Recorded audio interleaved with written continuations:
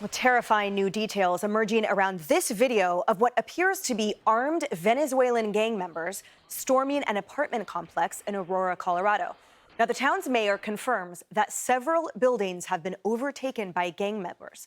But Colorado's Democratic governor is dismissing the outrage and the fear. Let's go live to William La Jeunesse, who has the latest on this developing story. William. Well, Emily, when people talk about migrant crime, this is what they're talking about. But for some context, I want to say part of this all began when the Biden-Harris administration began releasing Cuban, Haitian, Nicaraguan, and Venezuelans after immigrants arriving from those countries went from 17,000 in 2020 to 600,000 in 2022, overwhelming the border and ICE facilities because we couldn't send them back. So you're seeing the result. Biden and Harris had created a program to bring them in under humanitarian parole, but they stopped that in July because migrants were lying on applications. U.S. sponsors were using fraudulent identities, including dead people, to sponsor them, and traffickers and gangs were demanding payment from those they sponsored. And the mayor of Aurora now blames the federal government for letting these people in. It's that intimidation factor. We've got Venezuelan gang members who have gone into an apartment complex where there's a concentration of Venezuelans and pushed out the property management through intimidation, and now they're intimidating the tenants there to pay them the rent and probably extort other things from them. They are patrolling these complexes with guns. They go in, they beat up the staff, they hold guns to their heads, staff flees. So Colorado Governor Jared Polis says they're wrong, and it's part of a misinformation campaign. Here's his statement. Quote, over the last month, Governor Polis has been in regular contact with the city of Aurora and the police and has offered state assistance to support their efforts if requested. He really hopes that the city council stop trashing their own city when they are supposed to keep it safe. We know violent crime in Aurora went down between 2022 and 23 and expect the data will show further declines in 24. And the recent misinformation campaign threatens actual criminal investigations and could hurt the climate for small businesses in Aurora. The local DA says the governor is wrong. They are prosecuting Venezuelan gang members for home invasion, burglary, kidnapping, theft, extortion, and that may be part of what you're seeing here, right? The gangs are collecting debts from migrants that they sponsored. Emily? Frightening, William. Thank you so much. All right, Paul, break it down. How did this happen? What are we looking at there?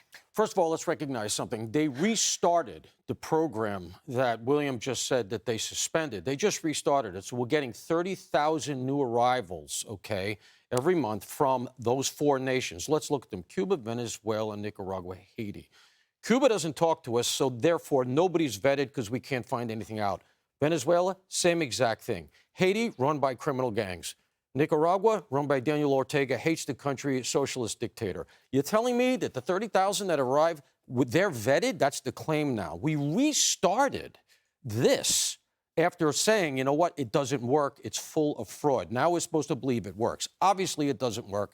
Classic gang tactic. Take over some terrain, control it. A building is great because you have people working for you. They can call out when the cops come. You can run guns, drugs, women, all the stuff these guys do. We have an international problem here, not a national problem. It's a national security problem. We need task forces, just like we had JTTFs after 9/11, locals and feds put together and get rid of these guys. Otherwise, they're going to be entrenched like the mafia. We won't get rid of them for decades. Molly, talk to me about this condescension coming from the governor, who dares to say, oh, hey, no, don't believe your eyes. Don't believe this video with these armed huge guns. The statistics say everything's fine. Talk to me about that gaslighting. Yeah, exactly. This is next level stuff. It's absolutely incredible. This coming from the governor's office. They talk about the crime statistics as if this is supposed to make the people in this building feel better in any way. But according to police intelligence, the purported invasion is largely a feature of Danielle Jurinsky's imagination. The city councilor goes after the people that are trying to help. And what is absolutely mind-blowing is then the other officials have to get involved and say, no, these people are not crazy. This isn't an imagination. The mayor says the situation is real. The DA, the district attorney, says that, no, it's not imaginary. So they have to push back on what people can see with their own eyes. And that's so condescending to people. Once again, I am from the Midwest. I'm from South Dakota, neighbor to Colorado. And I have family members that live in the Denver area, and they're terrified. They're horrified at what their state has become. And you know who's most horrified? Is young women. Young women are horrified. Can you imagine being a young woman or a single mother that lived in that apartment complex? Imagine what that must be like. And a lot of people live in these apartment complexes because guess what? They can't afford homes. They can't afford to live anywhere else. This is going to be a growing problem. I don't have to remind all of you that we have millions of migrants in this country. And right now, they're being put up in shelters, maybe hotels in New York. But at some point, that's going to run out. And then you're going to have millions of people that need somewhere to go. And you're going to have millions of young migrants who need somewhere to belong. And to your point, I'm fearful that some of them are going to fall into gang activity through desperation, through belonging, through whatever you want to call it. This is just beginning. This is about to get so much worse. And winter is coming, so people are going to get even more desperate, especially in cities like New York City. Winter is coming.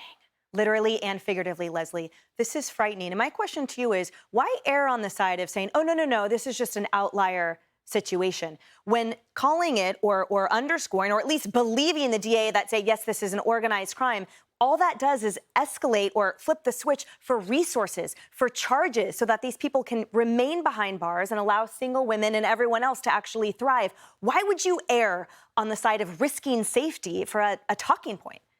Well, even though I am a liberal Democrat, I don't always agree with my party, people in my party. I'm actually very conservative on crime, and I would agree that you need to take these guys out. This is definitely the way a shakedown happens, whether, it's a gang, back in the day, the mafia.